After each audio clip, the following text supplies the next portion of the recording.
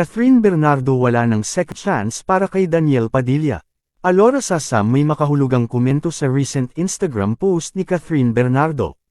Matapos ang kabi-kabilang spekulasyon sa di umano'y pagbabalikan ng Kathniel, tinuldukan na nga ni Catherine Bernardo ang mga haka-haka sa kanilang dalawa ni Daniel nang mag-post ito sa kanyang Instagram account ng makahulugang mensahe patungkol sa pagbabalikan di umano nila ni Daniel Padilla.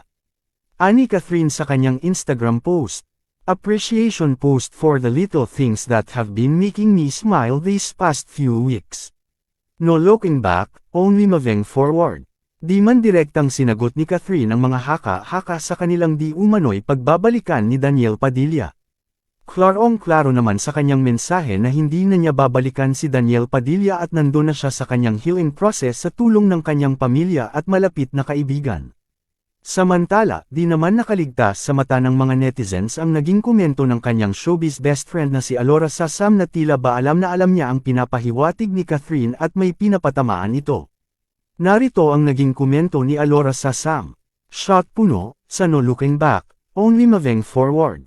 Agad naman itong sinagot ng isang netizen na tila banana sa nais ipahiwatig ni Alora. "Alora, sana maging maayos kang kaibigan sa dalawa, na sana mapayuhan mo ng maayos at sana wag mo pang himasukan ang di dapat pang himasukan." Agad naman itong sinagot ni Alora ng mas maanghang at may makahulugang salita. "If alam mo rin ang nalalaman ko po, hindi ito comment mo.